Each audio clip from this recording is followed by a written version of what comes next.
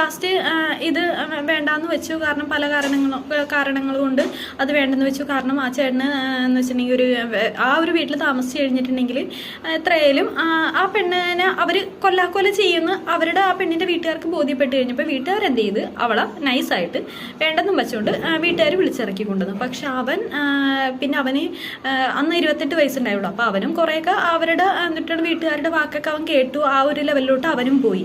കാരണം അവൻ്റെ വീട്ടുകാരാണ് വലുതെന്നുള്ള ഒരു ഇതിൽ അവനും പിന്നെ ലാസ്റ്റ് ഇവളെ കിട്ടില്ല എന്ന് മനസ്സിലായി കഴിഞ്ഞപ്പോൾ അവൻ എന്ത് ചെയ്ത് വീട്ടുകാരുടെ വാക്കും കേട്ട് അങ്ങനെ നിന്ന് പാവം നിന്ന് കഴിഞ്ഞ് വീട്ടുകാർ നല്ല പെണ്ണിനെയൊക്കെ കെട്ടിച്ചു കൊടുക്കാന്നൊക്കെ പറഞ്ഞ് അവൻ ആ ഒരു വാക്കിലൊക്കെ വിശ്വസിച്ച് നിന്ന് ലാസ്റ്റ് പാവത്തിന് പെണ്ണ് കിട്ടുന്നില്ല. വയസ്സ് 33 വീടില്ല. ഇനി ഏതെങ്കിലും പെണ്ണിനെ കെട്ടിക്കൊണ്ടെന്നാലും ഇവിടുത്തെ സ്ഥിതി ഇങ്ങനെ തന്നെയായിരിക്കും, അതും ഡിവോഴ്സാവും. അപ്പോൾ ആ ഒരു അവസ്ഥയൊക്കെ വന്നു കഴിഞ്ഞപ്പോൾ അതാകെ ഒരു മാനസികമായിട്ടൊരു തളർന്നൊരു അവസ്ഥ പോലെ എനിക്ക് അതിൻ്റെ ഒരു ഫോട്ടോസൊക്കെ കണ്ടു കഴിഞ്ഞപ്പോൾ എനിക്ക് തോന്നി.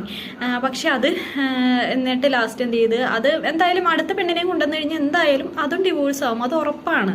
ആ ഫാമിലി അങ്ങനെയാണ്. ആ ഫാമിലി അവിടെ ഏത് പെണ്ണിനെ കൊണ്ടുവന്നാലും ഇവനെ ഏത് പെണ്ണിനെ കെട്ടിക്കൊണ്ടുവന്നാലും അവരെ ഒന്നും അംഗീകരിക്കത്തില്ല.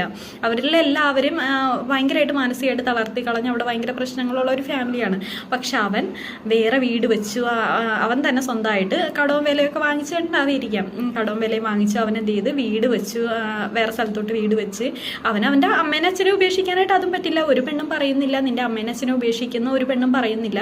പക്ഷെ ആ പെണ്ണിനെയും സപ്പോർട്ട് ചെയ്യണം. കാരണം എന്ന് വെച്ചിട്ടുണ്ടെങ്കിൽ സ്വന്തം വീടും നാടും നാട്ടുകാരെയൊക്കെ എന്ന് വെച്ചിട്ടുണ്ടെങ്കിൽ സ്വന്തക്കാരെയൊക്കെ ഉപേക്ഷിച്ചുകൊണ്ടാണ് അവൾ ഏതൊരു പെണ്ണും ഒരു മാരേജ് ലൈഫിലോട്ട് ഒരു ചെറുക്കൻ്റെ ലൈഫിലോട്ട്